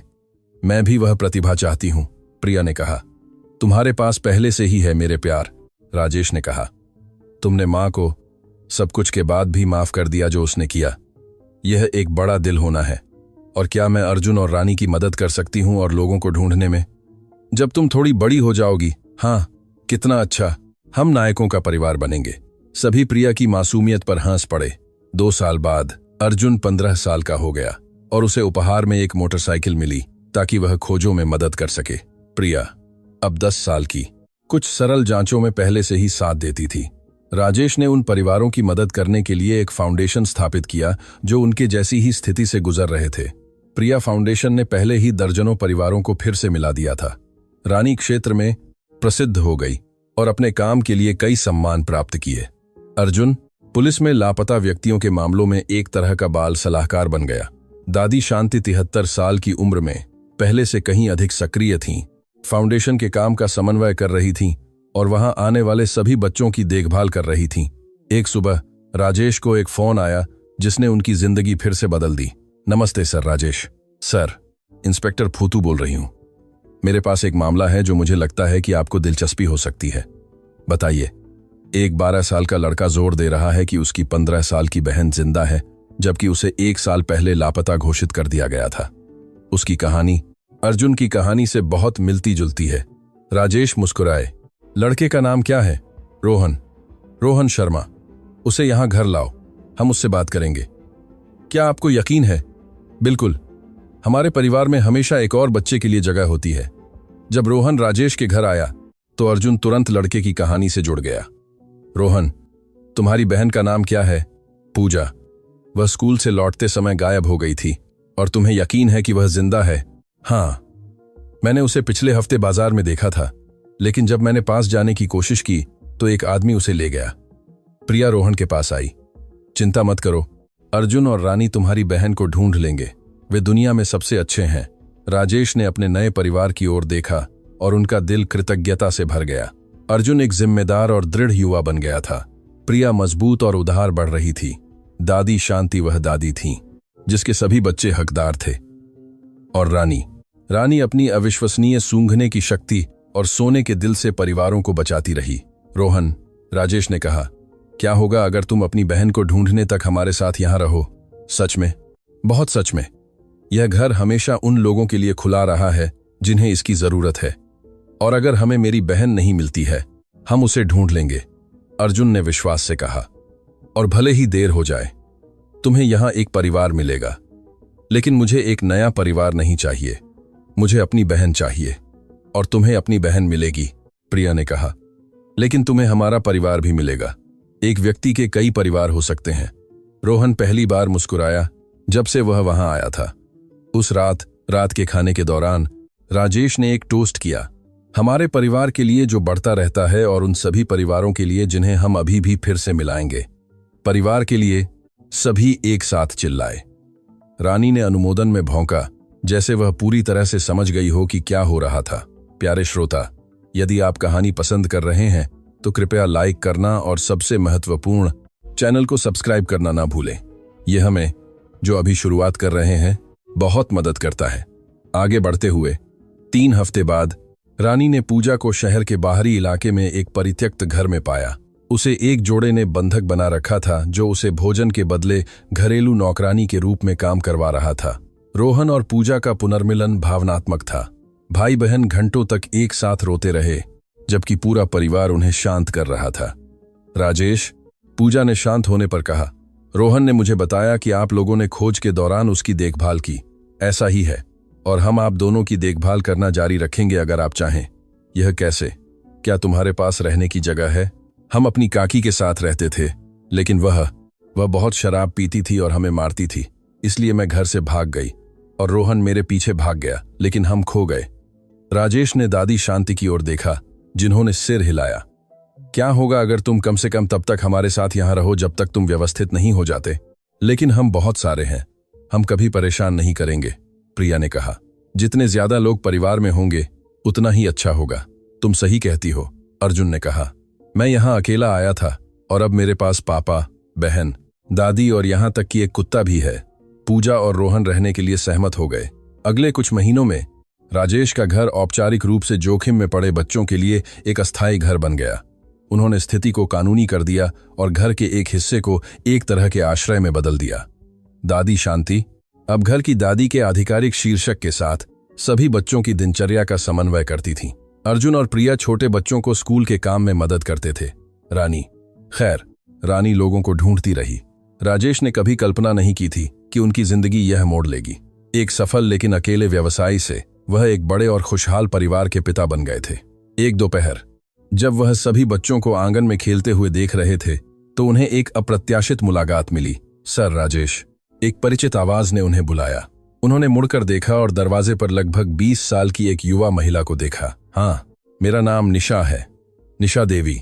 मुझे पता चला है कि आप लापता लोगों को ढूंढने में मदद करते हैं। राजेश ने उसे अंदर आने के लिए आमंत्रित किया। उसके नाम में कुछ ऐसा था जो उन्हें जाना पहचाना लग रहा था। मैं आपकी कैसे मदद कर सकता हूं? मैं अपने छोटे भाई को ढूंढ रही हूं। उसका नाम अर्जुन है, लेकिन सब उसे अर्जुन बुलाते हैं। राजेश के दिल की धड़कन तेज हो गई। अर्जुन? हाँ, हम 3 साल पहले खो गए थे जब मैं घर से भागी थी। वह उस समय 9 साल का था। निशा।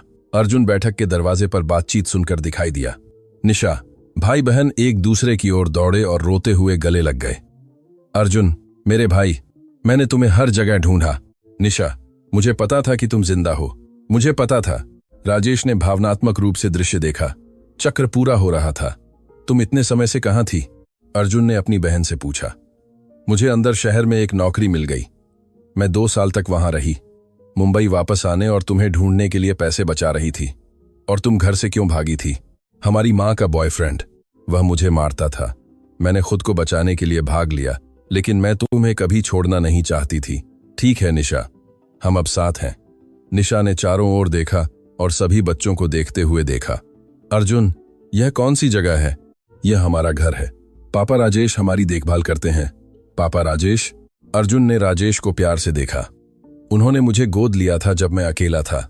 उन्होंने मुझे एक परिवार दिया। और अब? निशा चिंतित लग रही थी। क्या वह मुझे भी रहने देंगे? निशा, राजेश ने कहा, जिस व्यक्ति ने अर्जुन को इतना अच्छा और उदार होने के लिए प्रशिक्षित किया, उसे हमेशा हमारे परिवार में जगह मिलेगी। यह कैसे? अर्जुन ने मुझे बताया कि यह तुम ही थी जिसने उसे दूसरों की मदद करना सिखाया था, कि तुमने कहा था कि जब किसी के पास कोई प्रतिभा होती है तो उसे भलाई के लिए इस्तेमाल करना चाहिए। निशा आंसुओं के बीच मुस्कुराई। उसे वह याद है? मुझे वह सब कुछ याद है जो तुमने मुझे सिखाया, निशा, और मैं उसे हर दिन इस्तेमाल करता हूं। निशा, प्रिया पास आकर बोली, तुम भी मेरी बहन बनोगी अगर तुम मुझे स्वीकार करते हो। जरूर, हम तुम्हें स्वीकार करते हैं। सभी बच्चे एक साथ चिल्लाए। दादी शांति पास आईं और निशा को गले लगा लिया। परिवार में तुम्हारा स्वागत है, मेरी बेटी। उस रात के खाने के दौरान राजेश ने उस बड़ी मेज पर नजर डाली जो उन्होंने पूरे परिवार को समायोजित करने के लिए बनवाई थी। अब वे 12 लोग थे। वह, प्रिया, अर्जुन, निशा, दादी शांति, पूजा, रोहन और पिछले कुछ महीनों में आए 5 अन्य बच्चे। बच्चों, उन्होंने कहा, मैं एक घोषणा करना चाहता हूं। सभी ने खाना बंद कर दिया और उनकी ओर देखा। मैंने घर के सभी बच्चों को आधिकारिक रूप से गोद लेने का फैसला किया है। आप कानूनी रूप से मेरे बच्चे होंगे। चुप्पी कुछ सेकंड तक चली, फिर मेज खुशी के चिल्लाहट और तालियों से गूंज उठी। सच में पापा? अर्जुन ने पूछा। बहुत सच में। मैंने पहले ही वकील से बात कर ली है। यह सिर्फ कागजी कार्रवाई का मामला है। और क्या हम अपना नाम चुन सकते हैं? छोटे बच्चों में से एक ने पूछा। यह कैसे? क्या मैं भी प्रिया कुमार नाम रख सकती हूं? राजेश ने प्रिया की ओर देखा, जिसने उत्साह से सिर हिलाया। जरूर, तुम सब कुमार होंगे। अर्जुन कुमार, अर्जुन चिल्लाया। निशा कुमार, पूजा कुमार, रोहन कुमार, सभी उत्साह से अपने नए नाम चिल्ला रहे थे। और रानी? प्रिया ने पूछा। वह भी रानी कुमार होगी। राजेश हंसे। रानी भी परिवार से है। रानी ने भौंका जैसे वह फैसले को मंजूरी दे रही हो। 2 साल बाद प्रिया फाउंडेशन तेजी से बढ़ गया था। राजेश ने मूल कंपनी छोड़ दी थी और पूरी तरह से सामाजिक कार्य में समर्पित थे। मुख्य घर का विस्तार किया गया था और अब इसमें 20 बच्चे रह सकते थे। अर्जुन, अब 17 साल का, आधिकारिक रूप से स्निफर डॉग प्रशिक्षक था। प्रिया, 12 साल की, पहले से ही लापता बच्चों के सरल मामलों को संभालती थी। निशा, 22 साल की, मनोविज्ञान का अध्ययन कर रही थी ताकि ट्रॉमा से गुजरने वाले परिवारों की मदद कर सके। पूजा ने कानून में प्रवेश परीक्षा पास कर ली थी ताकि परित्यक्त बच्चों के मामलों का बचाव कर सके। रोहन एक प्रमुख अखबार में रिपोर्टर था और सामाजिक कारणों पर लिखता था। दादी शांति 75 साल की उम्र में समुदाय में एक सम्मानित व्यक्ति बन गई थीं और उन्हें अपने सामाजिक कार्य के लिए कई सम्मान प्राप्त हुए थे। रानी अब 8 साल की एक बूढ़ी महिला थी, लेकिन अभी भी सक्रिय थी और उसने 3 पिल्लों को प्रशिक्षित किया था जो फाउंडेशन में भी काम करते थे। एक सुबह राजेश को एक फोन आया जिसने उन्हें चौंका दिया। नमस्ते सर राजेश, यहां मैनुअल है। क्या आपको मैं याद हूं? राजेश ने कुछ सेकंड के लिए सोचा। सेठजी गोपाल, जिस मोहल्ले में मैं पहले रहता था, उस बेकरी के सेठजी गोपाल। बिल्कुल सर, मैंने कल टीवी पर आपके बारे में एक रिपोर्ट देखी। कितना गर्व है। धन्यवाद सेठजी गोपाल। सर, मैंने फोन किया क्योंकि मेरा एक छोटा पोता 2 हफ्ते पहले गायब हो गया है। पुलिस उसे ढूंढ नहीं पा रही है। क्या आपको लगता है कि आप मुझे पता भेजें? हम आज ही जाएंगे। राजेश ने अर्जुन और प्रिया को बुलाया। बच्चों, हमारे पास एक नया मामला है। कहाँ पापा? प्रिया ने पूछा। मेरे पुराने मोहल्ले में। यह बेकरी के सेठजी गोपाल हैं। वही सेठजी गोपाल जो आपको हमेशा नमस्ते करते थे जब आप श्मशान घाट जाते थे। अर्जुन ने पूछा। वही, तो चलिए चलते हैं, प्रिया ने कहा। वह हमेशा हमारे परिवार के प्रति दयालु रहे हैं। उन्होंने आशा को लिया, जो रानी की बेटियों में सबसे अनुभवी कुतिया थी, और मोहल्ले की ओर बढ़े।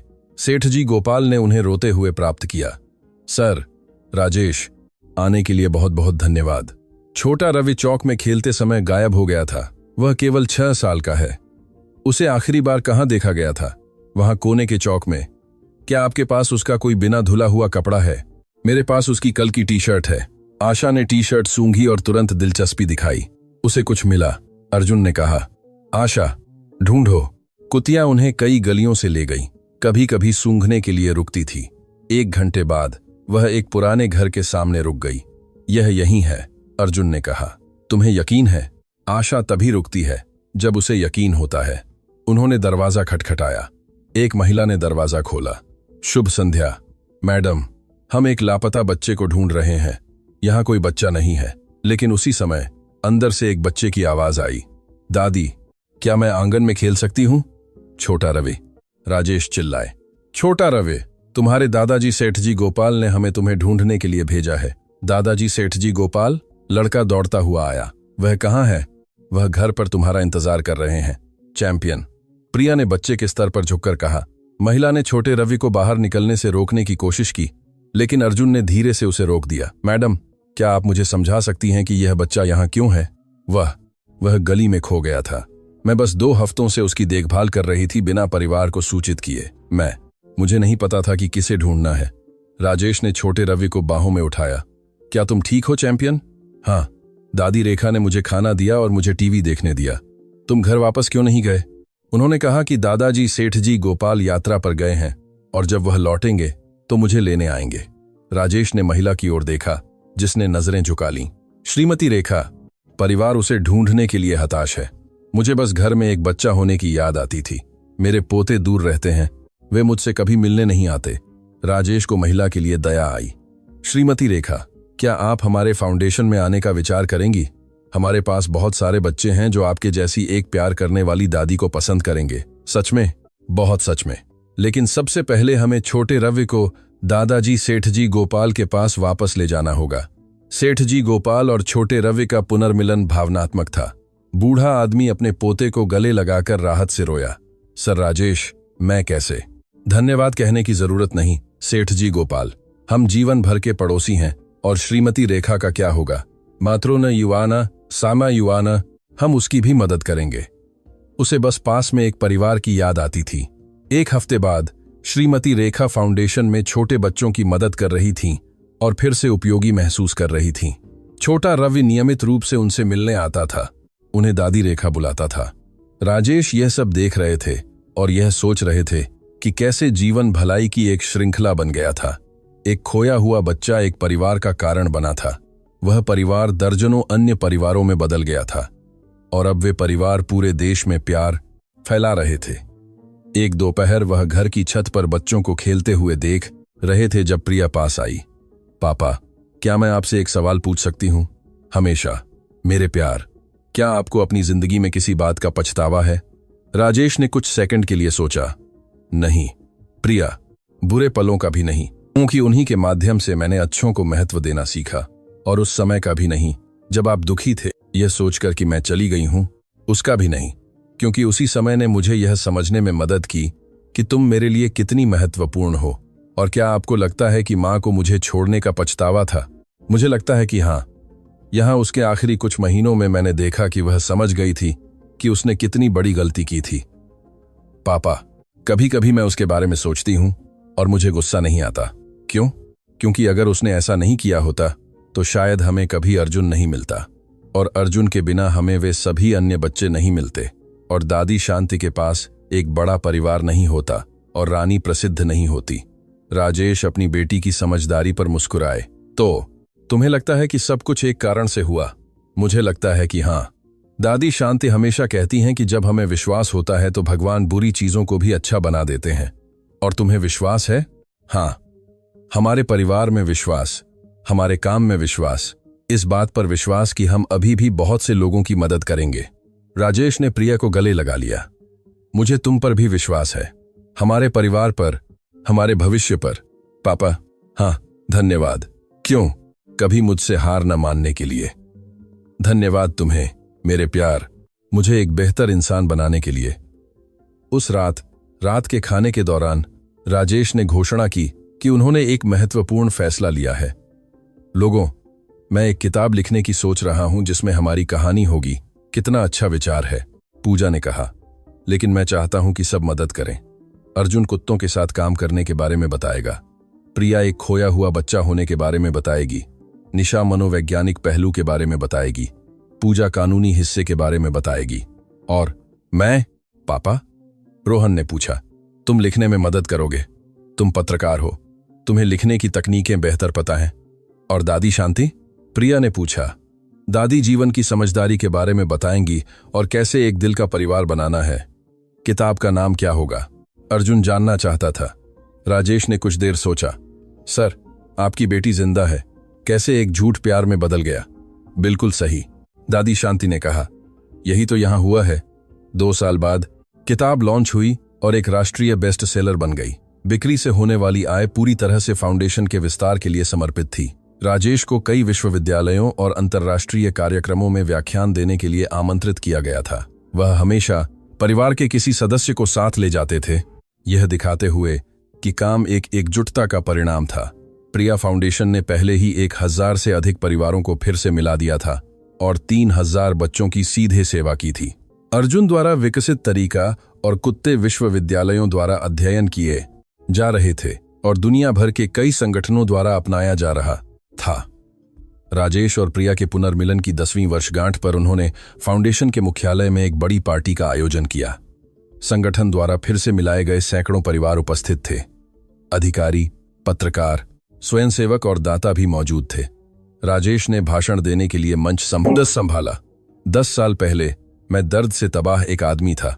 मुझे लगता था कि मेरी जिंदगी खत्म हो गई है।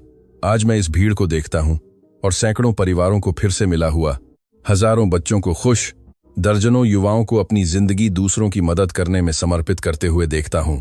भीड़ ने तालियां बजाईं, लेकिन यह सब कुछ खास लोगों के बिना संभव नहीं होता। अर्जुन, जिसने एक कब्रिस्तान में एक हताश अजनबी के पास जाने की हिम्मत की। दादी शांति, जिन्होंने हमें सिखाया कि परिवार वह होता है जो प्यार करता है, न कि जिसका खून एक जैसा हो।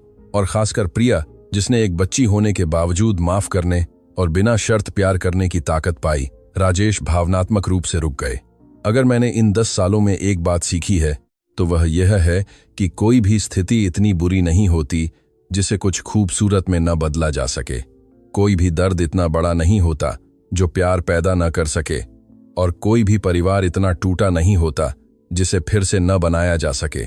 भीड़ कई मिनटों तक खड़े होकर तालियां बजाती रही। अर्जुन मंच पर आया और राजेश को गले लगा लिया। पापा, मुझ पर विश्वास करने के लिए धन्यवाद। जब मैं सिर्फ एक पागल विचार वाला बच्चा था। तुम्हें धन्यवाद मेरा जीवन बचाने के लिए। बेटे, प्रिया भी मंच पर आई। पापा, जब मैं छोटी थी और खोई हुई थी तो मैं हमेशा सपना देखती थी कि एक दिन आप मुझे ढूंढ लेंगे। मुझे नहीं पता था कि जब आप मुझे ढूंढेंगे तो हम एक पूरा परिवार ढूंढ लेंगे। निशा, पूजा, रोहन और अन्य सभी बच्चे मंच पर आए। दादी शांति, अब 83 साल की, लेकिन अभी भी दृढ़, एक सजाई हुई व्हीलचेयर में लाई गईं। दादी, प्रिया ने माइक पर कहा, क्या आप कुछ कहना चाहती हैं? दादी शांति ने कांपते हाथों से माइक लिया, लेकिन आवाज दृढ़ थी। मैं बस इतना कहना चाहती हूं कि मैं 83 साल की उम्र में यह सोचकर पहुंची थी कि मेरी जिंदगी खत्म हो रही है, लेकिन ये पिछले 10 साल मेरे अस्तित्व के सबसे खुशहाल साल थे, क्योंकि मैंने सीखा कि जब आप बच्चों की देखभाल करते हैं तो आप बूढ़े नहीं होते, आप फिर से जवान हो जाते हैं।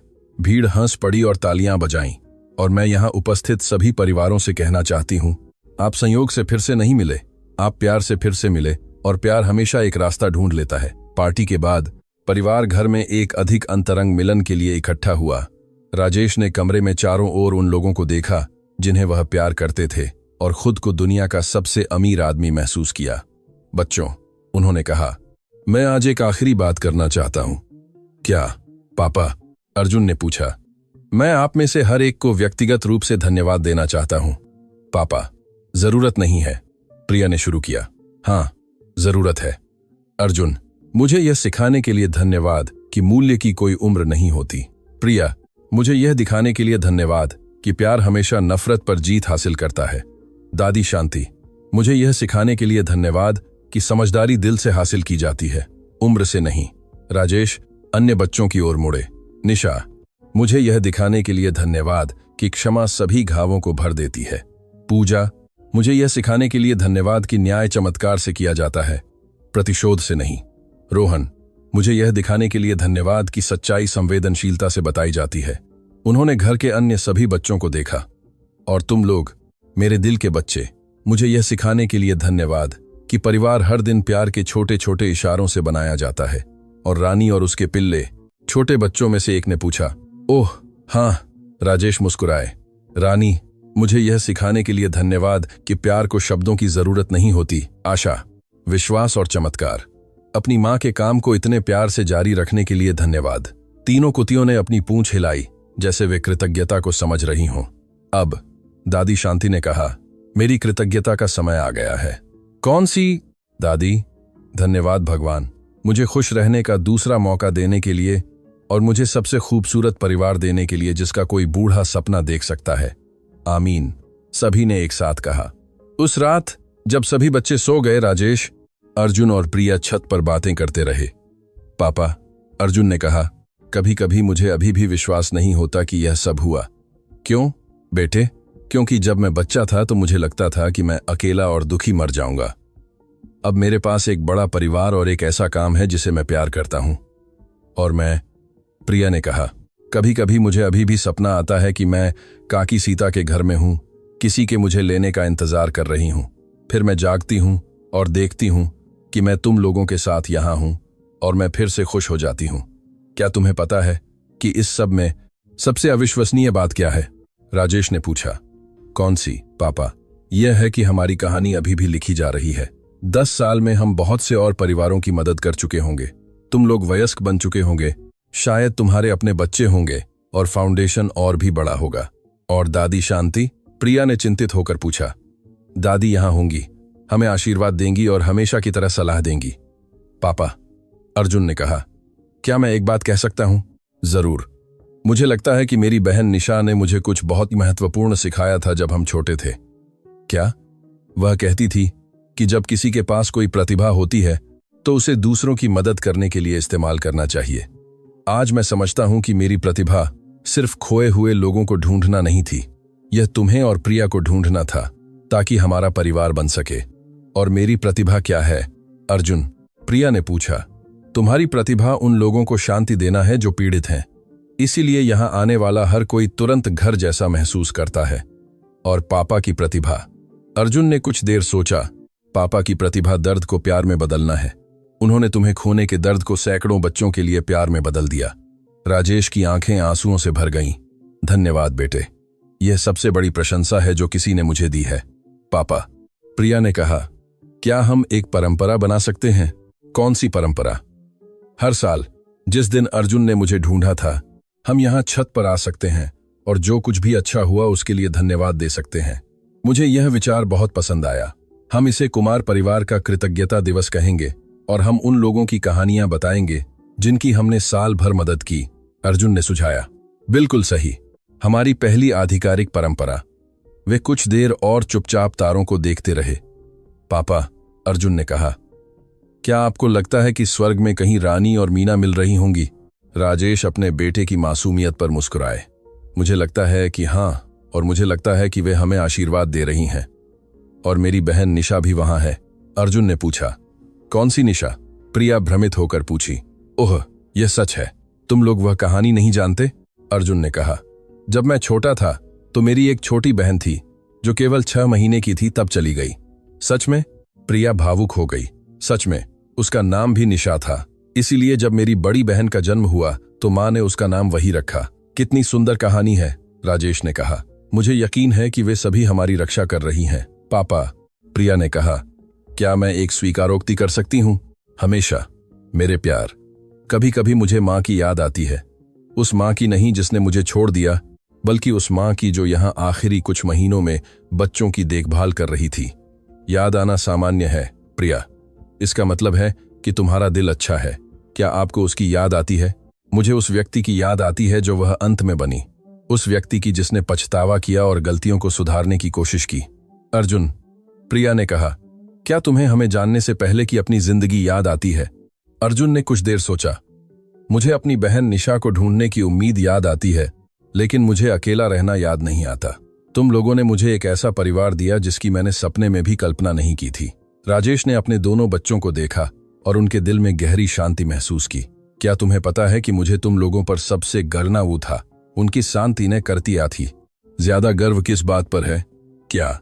उन्होंने एक साथ पूछा। यह है कि जो कुछ भी तुम लोगों के साथ हुआ उसके बावजूद तुम उदार और प्यार से भरे लोग बन गए हो। यह दिखाता है कि तुम में बहुत बड़ी आंतरिक शक्ति है। हमने यह आपसे सीखा है पापा, अर्जुन ने कहा। और दादी शांति से, प्रिया ने पूरा किया। नहीं मेरे बच्चों, यह तुम में पहले से था। मैंने सिर्फ उसे खेलने में मदद की। उस सुबह जब वे आखिरकार सोने गए, राजेश कमरों में गए यह जांचने के लिए कि सभी बच्चे ठीक थे। प्रिया के कमरे में वह रानी के पिल्लों में से एक को गले लगाए सो रही थी। अर्जुन के कमरे में वह अभी भी पढ़ रहा था, एक डॉग ट्रेनिंग कांग्रेस की तैयारी कर रहा था। दादी शांति के कमरे में वह अपने चेहरे पर मुस्कान के साथ सो रही थी। राजेश अपने कमरे में गए और सोने से पहले बेड साइड टेबल का दराज खोला। उसके अंदर पहली तस्वीर थी जो अर्जुन ने परिवार की एकजुटता के दिन, प्रिया को ढूंढने के दिन ली थी। तस्वीर में सभी खुश थे, लेकिन अभी भी अविश्वासी थे, जैसे उन्हें विश्वास नहीं हो रहा था कि यह वास्तविक था। अब 10 साल बाद वह अविश्वास निश्चितता में बदल गया था। वे वास्तव में एक परिवार थे। राजेश ने तस्वीर को वापस दराज में रखा और सो गए। सोने से पहले उन्होंने एक शांत प्रार्थना की। मुझे पिता बनने का दूसरा मौका देने के लिए धन्यवाद। मुझे यह दिखाने के लिए धन्यवाद कि परिवार वही है जिसे हम प्यार करने के लिए चुनते हैं। और मुझे यह सिखाने के लिए धन्यवाद कि सबसे बड़ी त्रासदी भी सबसे बड़ा आशीर्वाद बन सकती है। अगली सुबह राजेश रसोई से आने वाली हंसी की आवाज से जागे। वह नीचे गए और पूरे परिवार को एक विशेष नाश्ता बनाते हुए पाया। सरप्राइज पापा, सभी ने उन्हें देखते ही चिल्लाया। यह कौन सा सरप्राइज है? हमने कृतज्ञता का पहला दिन एक विशेष नाश्ते के साथ मनाने का फैसला किया, निशा ने समझाया। लेकिन कृतज्ञता का दिन कल नहीं है, हम इंतजार नहीं कर सके, प्रिया हंसते हुए बोली। हम परंपरा शुरू करने के लिए बहुत उत्सुक थे। राजेश ने भरपूर मेज और एकजुट परिवार को देखा। रानी तृतीय, रानी की पोती, उनके पैरों में लेटी थी। दादी शांति छोटे बच्चों की मदद से प्लेटें व्यवस्थित कर रही थीं। अर्जुन और निशा फाउंडेशन के एक नए प्रोजेक्ट के बारे में बात कर रहे थे। पूजा और रोहन एक जागरूकता अभियान की योजना बना रहे थे और प्रिया, उनकी खोई हुई और मिली बेटी, दुनिया की सबसे खूबसूरत मुस्कान के साथ सब कुछ का समन्वय कर रही थी। बच्चों, राजेश ने भावुक होकर कहा, क्या मैं तुम्हें कुछ कह सकता हूं? जरूर पापा। अगर मुझे यह सब फिर से जीना होता तो मैं बिल्कुल वैसे ही जीता, क्योंकि हर दर्द का पल मुझे यहां तक ले आया और यह दुनिया की सबसे खुशहाल जगह है। पापा, अर्जुन ने कहा, हमने आपके लिए एक सरप्राइज तैयार किया है। एक और सरप्राइज। यह प्रिया द्वारा बनाया गया एक गाना है। वह आपको गाना चाहती है। प्रिया शर्म से लाल हो गई। यह कुछ खास नहीं है, यह बस एक छोटा सा गाना है। गाओ बेटी। प्रिया ने अपना गला साफ किया और अपनी मीठी आवाज में गाना शुरू किया। एक बार एक पापा था जिसने अपनी छोटी बेटी को खो दिया। वह हर दिन उसे याद करते हुए रोता था। एक अच्छे दिल वाले लड़के ने कहा, अब मत रो, वह जिंदा है। और इस तरह हमारा परिवार शुरू हुआ। बहुत प्यार से हमारा परिवार बढ़ा। आज हम बहुत से हैं, लेकिन प्यार बढ़ता नहीं। यह गुणा हो गया, यह गुणा हो गया। दिल का परिवार, सच्चा परिवार, वह परिवार जिसे प्यार ने बनाया। जब वह खत्म हुई तो सभी भावुकता से रो रहे थे। प्रिया, कितना सुंदर गाना है। राजेश ने अपनी बेटी को गले लगाते हुए कहा, यह हमारा आधिकारिक गाना है पापा, कुमार परिवार का गाना। परफेक्ट। अब हम आधिकारिक रूप से एक पूर्ण परिवार हैं। हमारे पास घर, परंपराएं, संगीत और बहुत बहुत चमत्कार है। और कुत्ता, छोटे बच्चों में से एक ने चिल्लाया। और कुत्ते भी। राजेश हंसे। कहानी का अंत। अब हमें बताएं, राजेश, अर्जुन और प्रिया की कहानी आपको कैसी लगी? क्या आपको लगता है कि प्यार वास्तव में परिवारों को फिर से जोड़ सकता है? अपनी सच्ची भावनाओं के साथ अपनी टिप्पणी छोड़ें। आपकी राय हमारे लिए बहुत महत्वपूर्ण है और हमारी अन्य रोमांचक कहानियों को न चूकने के लिए लाइक करना और चैनल को सब्सक्राइब करना न भूलें।